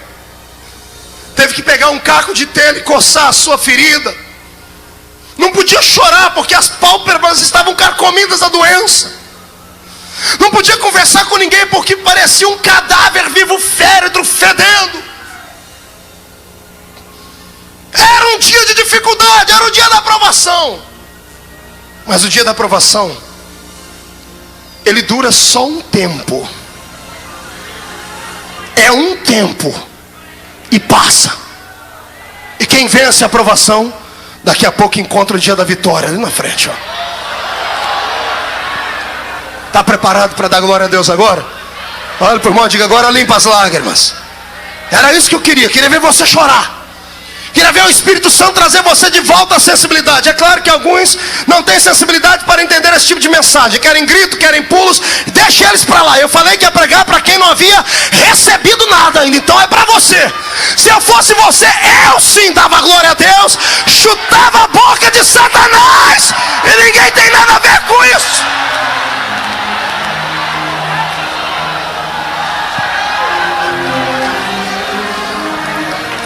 Depois que passa o dia mal, vem a bonança. Depois que o choro dura uma noite inteira, a alegria vem logo ao amanhecer. Eu já sinto o perfume das rosas que vão começar a nascer no seu jardim. Eu vejo o colorido do jardim que o Senhor está plantando no seu deserto. Eu ouço o gorjear dos pássaros que vão cantar no meio daquele lugar onde ninguém cantava mais. Eu estou vendo o Senhor reerguer a sua família. Eu estou vendo a sua casa voltar a ser uma casa de oração. Eu estou vendo a sua chamada e o seu sonho que estava morto ressuscitar. Eu vejo pela fé você saindo do buraco e saindo com honrarias, pronto para a vitória.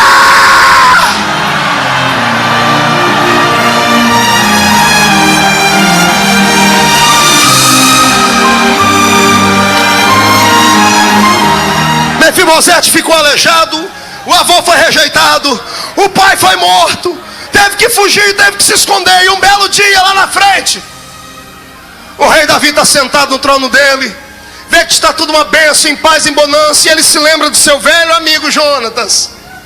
E ele diz assim: será que não sobrou ninguém da família de Jonatas para que eu possa abençoar? Aí alguém diz: Senhor, sobrou um aleijado.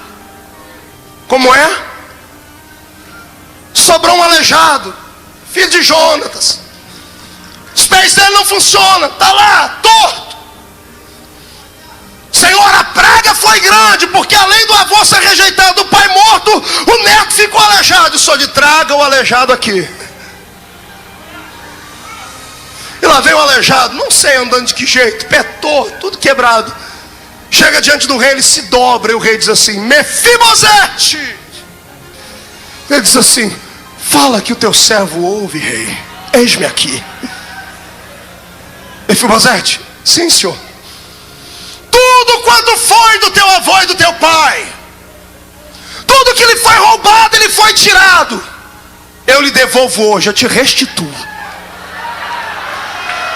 ele toma um susto, mas Senhor, quem é o teu servo para receber isso? Não acabou a bênção, tem mais o que foi. A partir de hoje, todo café da manhã, todo almoço e toda janta, você vai aqui sentar comigo na mesa do rei, vai comer comigo, vai se alimentar comigo.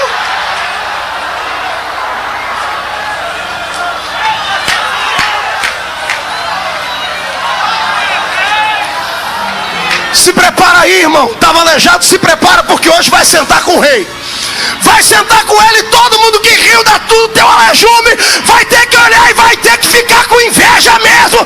Vão ficar com o nariz comprido, porque chegou o tempo da bênção. Vai, Sansão. Continua empurrando a moinha, vai fazendo o trabalho do jumento. Deixa as pessoas cuspir, deixa as pessoas jogar pedra em você, deixa te chamar de palhaço, vai.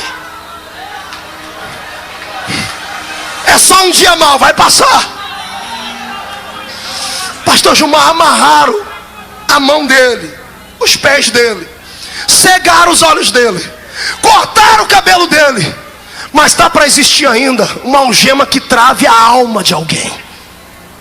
Dá para existir uma algema capaz de amarrar o espírito de um adorador. O crente sabe como convencer Deus. É filho, filho sabe tocar o coração do pai. Tá, sim, ele pecou, fez coisa errada, mas está empurrando e está dizendo: oh, pai, eu não tenho mais olhos para olhar para cima, eu não tenho mais força para matar ninguém, mas eu tenho saudade de quando nós dois juntos fazíamos proezas. Oh, pai, não dá para me perdoar? Senhor, eu já estou pagando preço, já fui humilhado. Eu não sei quantos dias foram. Eu sei que se Deus estava de costa, a palavra de Sansão foi chamando a atenção de Deus, até que Deus olhou para ele e enxergou ele. Não é verdade, ele não nasceu para isso. Já pagou o preço, já passou o dia mal, e o Senhor não falou com ele. O Senhor fez uma coisa diferente, o Senhor tocou no couro cabeludo dele. E a minha Bíblia diz assim: e o cabelo de Sansão começou a crescer de novo.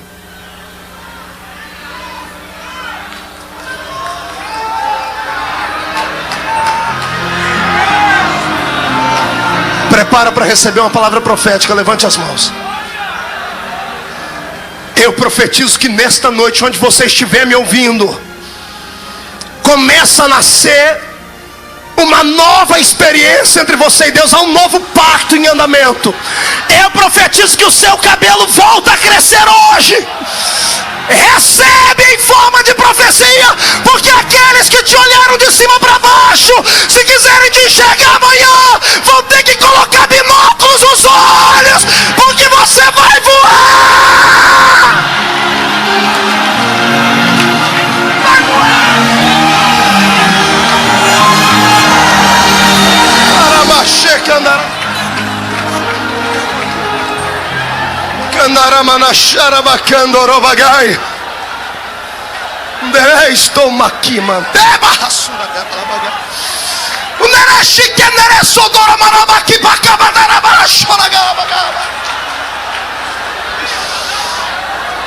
Quem é que pode bloquear uma chamada de Deus na vida de alguém? A doença? A enfermidade? A falta de dinheiro? A falta de paz em casa? Quem é que rouba aquilo que Deus te deu? Pois hoje, em nome de Jesus, o Senhor vai atar o valente, vai manietar o inimigo, vai colocar nas suas mãos para você fazer o que quiser com ele. Você não é comum, você é filho da graça, você é filho da graça.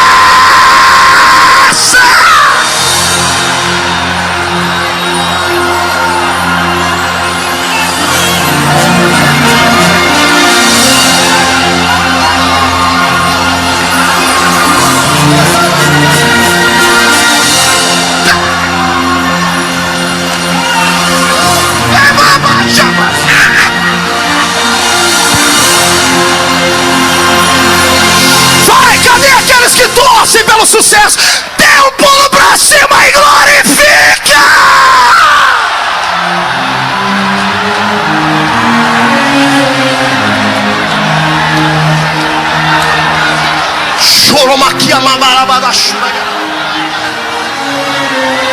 Vai passar. Olhe pra mim. Moisés morreu, pastor Reuel, com uma pergunta na cabeça: Por que eu não posso entrar na terra prometida? Ele pagou o preço. Pastor Gilvão, se alguém merecia entrar naquela terra, era Moisés. Ele comeu o pão que os irmãos amassaram. É pior que o pão que o diabo amassa. Ele enfrentou tudo e todos. Ele deu a cara para bater. Quando ele chega lá em cima, ele diz assim, ó, morre Moisés. Puf, morreu. O dia que eu li essa passagem bíblica, eu me revoltei, pastor Luci França. Me revoltei, pastor Joel Roda. Eu falei, por que, senhor? Por que o senhor mata um homem que fez de tudo? O senhor disse, ei, os meus projetos são maiores do que o dele. Não me questione. Senhor, mas o senhor matou ele. Disse, matei ele, mas quantos minutos ele ficou morto? Você sabe dizer? Aí eu parei, falei, como é que é, senhor? Quantos minutos Moisés ficou morto? Eu digo, está morto até hoje. Aí eu tive que lembrar da Bíblia e lembrei que ele não está morto não. Quando Moisés morreu ali, se o sonho dele era entrar na terra prometida, Deus tinha um sonho maior para ele. Diga para o seu irmão, o sonho de Deus é maior que o teu. Diga, o sonho de Deus é maior que o teu. Diga. Pastor, eu não preguei nos Gideões e nem cantei. Calma, o sonho de Deus é maior para você. Tem outra coisa te esperando por aí. Tem outra, eu creio nisso. Eu creio num Deus de possibilidades. Eu creio num Deus que abre porta onde não tem porta. Adore a Ele.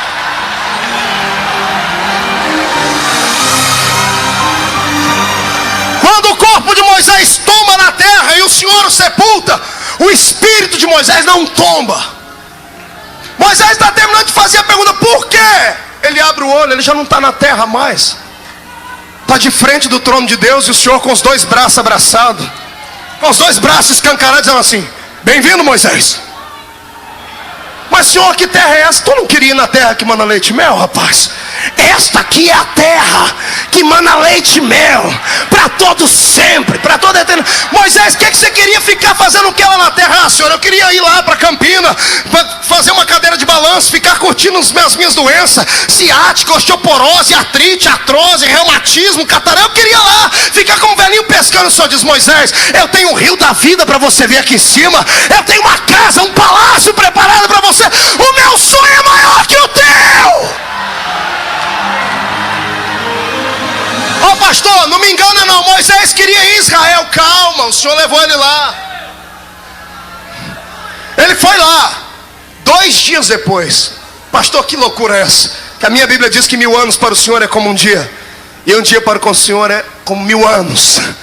2000 anos depois, 2 dias depois, Moisés já viu o céu, viu tudo. O Senhor diz, Moisés, tu vai fazer uma visita agora aonde, Senhor? Lá na terra que mana leite e mel. Senhor, você não sonhou? Eu realizo o sonho dos meus filhos. Quem paga o preço pelo seu sonho, quem passa pelo vale, quem passa de cabeça erguida, não fica sem receber prêmio, não fica sem receber pagamento. Deus não deve para ninguém. 2000 anos depois, ou 2 dias depois, Jesus está andando na terra, escuta uma voz do céu falando com ele. Pois não, pai, só um minutinho. Pedro, Tiago e João, vamos subir ali. Aonde, senhor? Vamos lá no Monte da Oliveira? Vamos no Monte de... Não, nós vamos no Monte Tabor agora. Monte Tabor, vocês no futuro vão chamar ele de Monte da Transfiguração. E Jesus chega e fala, fique aí os 3. Jesus estica os braços, e a minha Bíblia diz que Jesus se transfigura. O rosto dele brilha como o sol, o seu corpo cintila. Ele se eleva da terra e aparece 2 homens para falar com ele. Quem se lembra o nome deles? Moisés e quem? Vamos esquecer o Elias. Quem foi que apareceu para ele primeiro? Diga o nome, quero ouvir, eu não vi. Moisés, mas ele não morreu? Quem foi que apareceu? Moisés. Então quer dizer que Deus realiza o sonho do ser humano? Quer dizer que vale a pena passar pelo vale? Ele queria entrar na terra e entrou. Eu profetizo em nome de Jesus que a porta que Deus abriu para ti, quem tentar passar por ela na sua frente vai morrer, porque é tua. Deus abriu o mar vermelho para o povo dele passar. Quem tentou passar no meio morreu. A porta que Deus abriu é tua, se prepara para entrar por ela. Jesus vai começar a colocar sapato de fogo nos seus pés, porque vai caminhar pelo tapete da revelação da graça. É o tempo de cantar.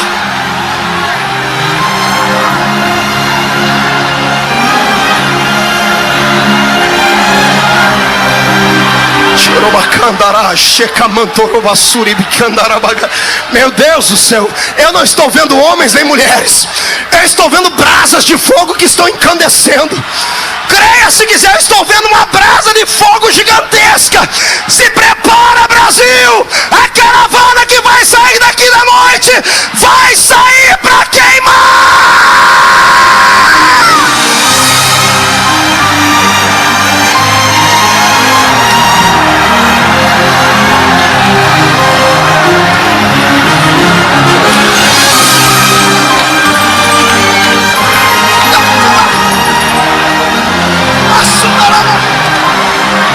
Levante a mão direita para cima, bate no peito.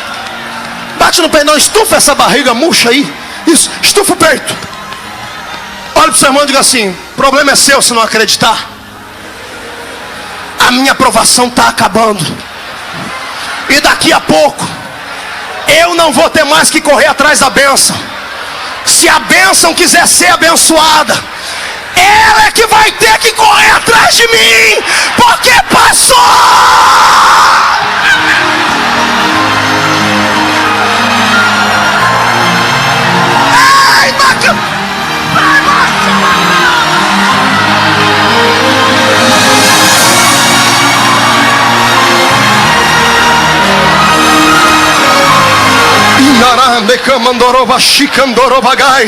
Eu convido os crentes que falam em línguas estranhas para começar a exercitar o seu dom. Todo crente que fala em línguas, por favor, me acompanhe. Ore em línguas agora, ore em línguas. Ore, ore, ore, ore, ore. Quem fala em línguas, cochicha no ouvido de Deus. Fala com Ele. Vai acabar o dia mal.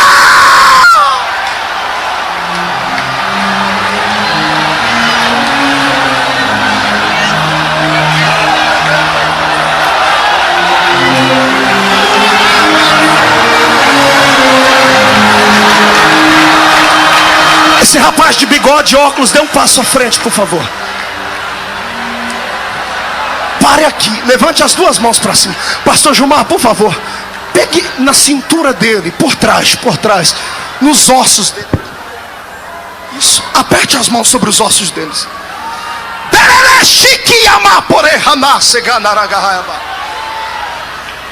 Não pediste para que eu falasse contigo hoje? Falo e falo no íntimo. Eu acompanhei a sua trajetória de casa aqui. Eu vi os teus sonhos, eu vi os teus desejos. Eu te acompanho há muito tempo e sei quantos não acreditam em ti. Para lhe dar o que tu me pediste antes, eu tenho que fazer um milagre. Sabe as dores na coluna? As dores na perna esquerda? Ai, que não obedece, Amanagai. Não consegues ficar ajoelhado mais para orar porque dão câimbras. Os ossos que te ligam da perna esquerda ao tronco do corpo, aí onde meu santo está com as mãos, estão deteriorando. Uma cadeira de rodas estava te esperando, mas como eu sou Deus e ouvi a tua oração para te usar como tu queres, não posso te ver na cadeira de rodas. Eu restauro os teus ossos agora e te dou uma unção de glória.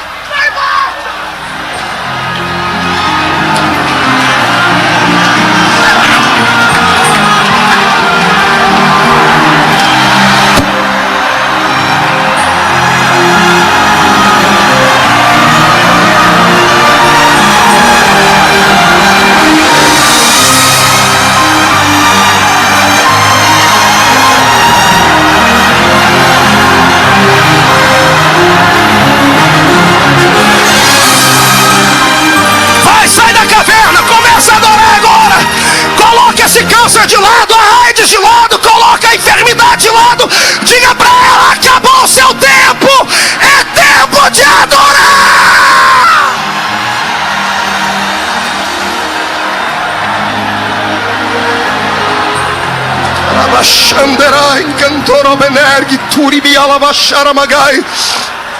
Aleluias. Olhe para mim, pegue na mão do seu irmão. Meu Deus, querido, parece que rompeu o som aqui. Meu Deus, pastor Reuel. Ei, pegue na mão do seu irmão e escute uma coisa que eu vou lhe dizer. Eu estava esperando o pastor Cizino chegar para ele ouvir. Pastor Cizino, no ano passado, No domingo à noite que eu terminei de pregar aqui, 2 horas antes de vir para o púlpito, eu recebi uma ligação no meu celular. Até que eu deixo o celular desligado agora. Um cidadão lá em São Paulo me ligou, disse que era crente, tentando me extorquir. Ele pediu 30 mil reais, na palavra dele, para não acabar com o meu ministério. Eu achei que era uma deboche, pastor Gilmar. Desliguei o telefone, ele ligou de novo e insistiu. Eu disse: ô meu amigo, escute que eu não tenho tempo para brincar. Ele disse: não, espera aí, o senhor acha que é brincadeira? Deixa eu lhe dizer o que vai acontecer na sua vida. Eu já não tenho mais nada com salvação. Eu tenho uma família podre, tenho uma irmã que é prostituta. Já conversei com a minha irmã, ela está disposta a ir num programa de TV falar que você dormiu com ela e você não pagou. E o Ratinho e o programa do João Kleber já receberam a matéria e estão interessadíssimos.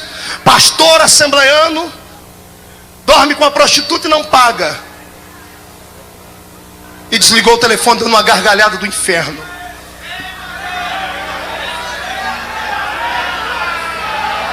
Eu subi o ano passado aqui para pregar, no último dia, sabe Deus como. Quem me conhece, quem já me viu pregar, já assistiu as fitas, percebem que é um peso, é uma coisa diferente. Eu estava passado. Eu não sabia o que falar, com quem conversar. Minha vida passou como uma tela de cinema, pastor Gilvan. Eu disse: acabou tudo. Eu cheguei a fazer ligações no decorrer da semana, liguei para vários países do mundo. Disse: está de pé aquela proposta? Tá, então eu vou vender tudo que tem aqui e vou para lá. Poupei a minha esposa dessa conversa. Ela só ouviu o que aconteceu depois que o Senhor me deu a vitória. Eu cheguei em casa, comecei uma campanha de jejum e oração e subi para o monte, irmão. Eu emagreci uns 8 quilos. E minha mulher falou: nossa, você está crente? O que está acontecendo? Eu falei: filho, é prova. Depois eu te conto. Chorava, e o cidadão ligava: já arrumou o dinheiro ou não? E eu falei: Jesus, por que isso comigo? Eu não fiz nada. Por que essa miséria? E o Senhor não falava comigo, ficou em silêncio, não usava profeta nenhum para falar comigo. Eu entrei em desespero. 2 meses depois, eu estava saindo de um culto que dirigia lá na minha cidade, no teatro. Chegou uma mulher com um carrinho, pipocando. Ela estava até aqui no púlpito esses dias, uma missionária. Eu nunca tinha visto ela. Ela disse: eu sou de uma outra cidade, o Senhor mandou vir orar por você. Eu falei: irmão, é de oração que eu estou precisando. Mas eu estou indo para o monte orar. Ele disse: não, tem que ir antes de você orar, ir para o monte. Vamos para casa. Fechei a porta da sala, Deus tomou essa mulher e falou. E ele falou coisas que eu nunca ouvi ele falar.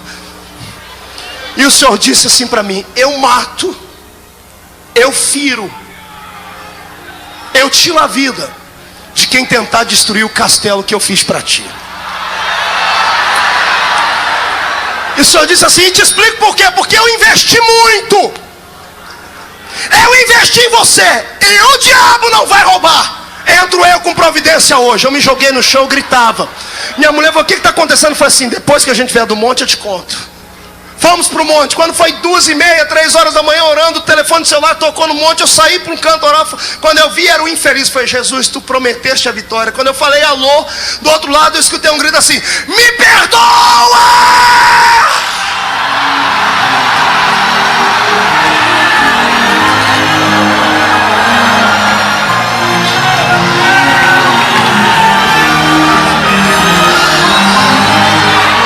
Falei: por quê? Ele falou: porque eu cheguei em casa agora do baile, eu estava no baile, fui tomar banho pensando na grana que você ia ter que me dar.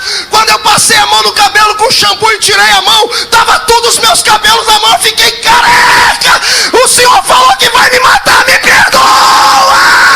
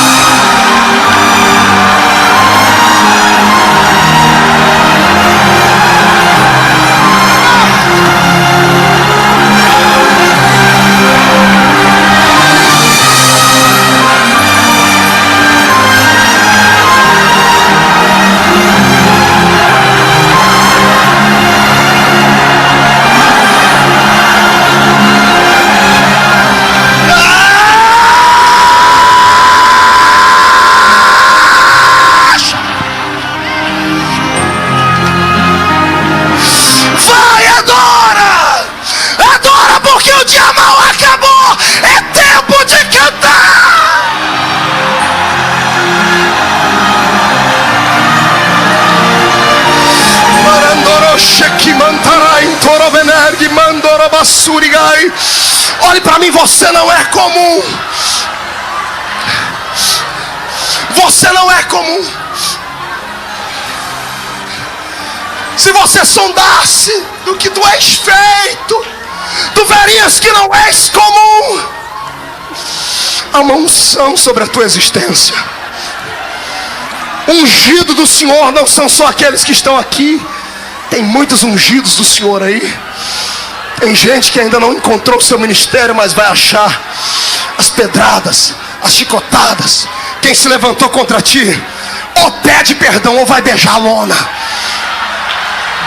Quem tentar buscar o brilho de qualquer um desses que aqui estão, vai se ver com Deus. Vou te fazer um pedido agora. Feche os olhos. Feche os olhos.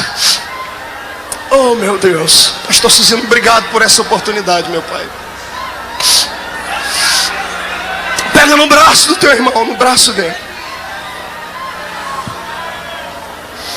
Oh Deus. Amanda, canta aquele hino. Pegue no braço do seu irmão, no braço. É o encerramento de Deus. Você achou que Jesus ia te deixar assim, ir para casa desse jeito? Você achou que Ele não te amava, é?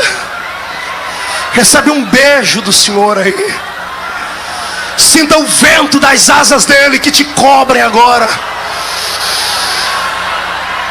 Meu Deus, estou ouvindo barulho de espadas. Anjos estão degladiando contra demônios por causa de você. Tu nascestes para vencer.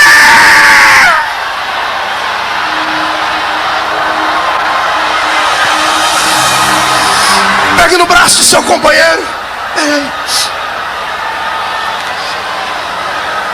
Feche os olhos. Você ainda tem um sonho?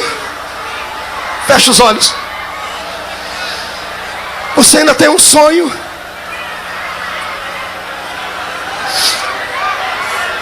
O dia da tribulação roubou o seu sonho.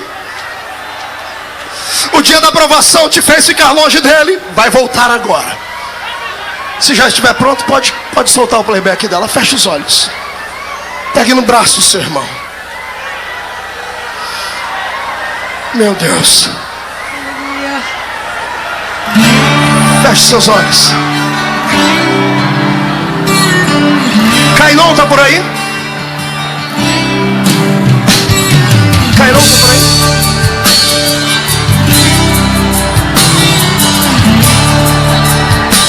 Aleluia! Se tentaram matar os teus sonhos, sufocando o teu coração, se lançaram você numa cova e ferido perdeu a visão. Se tentaram matar os teus sonhos, sufocando o seu coração, se lançaram você numa cova. Pegue no braço do seu irmão, depois eu vou orar. Quero que você agora vomite tudo que tem de ruim. Não pare de crer. Os sonhos de Deus jamais vão morrer. Não desista, não pare de lutar, não pare de adorar. Levanta teus olhos e vê. Deus está restaurando os seus sonhos e a sua visão. Se prepara para receber. Recebe a cura, recebe a unção, unção de ousadia, unção de conquista, unção de multiplicação. Recebe a cura no Senhor. Recebe a unção.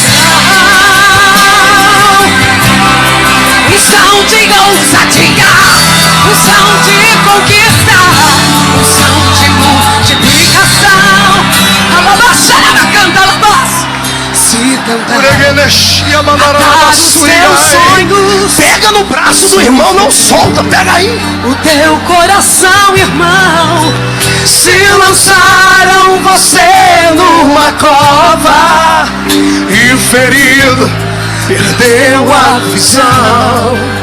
Se lançaram, mataram os seus sonhos, sufocando. o teu coração. Ficou pequenininho. Se lançaram você numa cova e ferido, perdeu a visão. Escuta aí.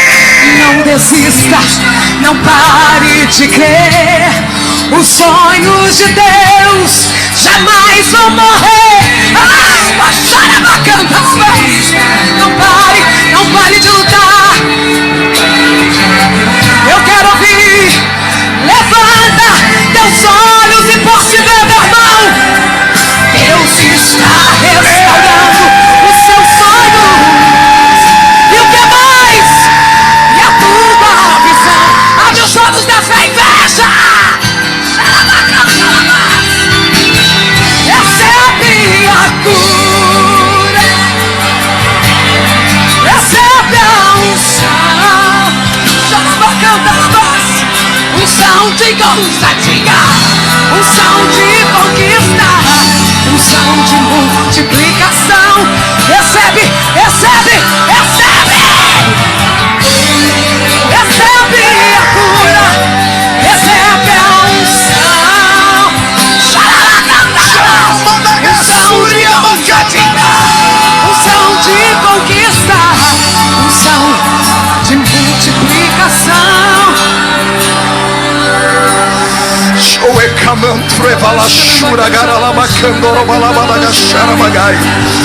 E o Senhor está curando a pior ferida, aquela da alma, aquela que o médico não cura. O Senhor está ressuscitando a sua vida. Recebe! Recebe a unção de ousadia. Recebe agora a unção de conquista, meu irmão. Recebe agora. Recebe agora. Recebe.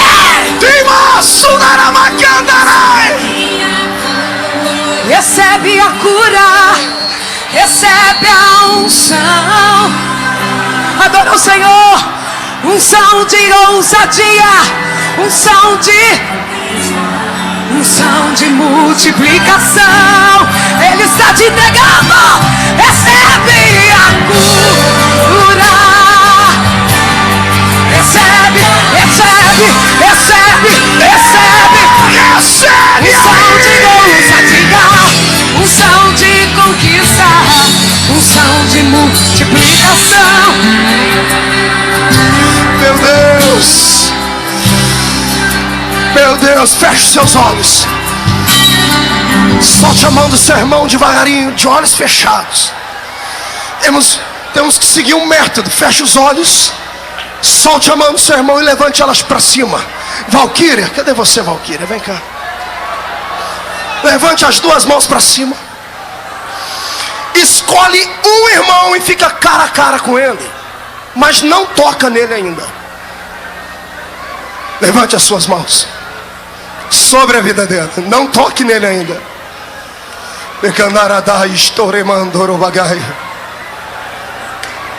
Levante bem alto, chacoalhe a mão em cima dele.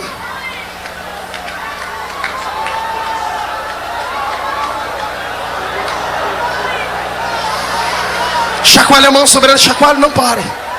Diga para ele, sabe o que é isso? Isso é prenúncio do que vai acontecer com a sua vida. O Senhor vai fazer assim na sua vida. Vai tirar a dor, vai devolver os sonhos e vai te encher de poder. Quando eu terminar de orar, você vai colocar a mão sobre o seu irmão, vai abraçar ele, vai profetizar com ele. Quando eu fizer assim, o sonoplasta vai soltar o playback da Valquíria. Em nome do Senhor Jesus Cristo. Tem que testemunhar. Só abaixa a mão, depois você. Ele tem que testemunhar. Ele quase não está conseguindo falar. Ele está dizendo, pastor, Eu era completamente torto da coluna e doente dos ossos. Só a minha esposa sabia. Quando Deus revelou ao pastor Marcos, ele disse: eu estou me sentindo todo corrigido nos ossos. Levante a mão e glorifique a Deus. Ei, levante as duas mãos. Faz aquilo que você estava fazendo. Fica cara a cara com o irmão. Você fica aqui, vem aqui perto de mim. Levante as mãos também. Olha para ele e diga assim: é agora. Em nome do Senhor Jesus, receba uma rajada de glória, de unção e milagre na palma das mãos. Onde você tocar vai tremer. Já!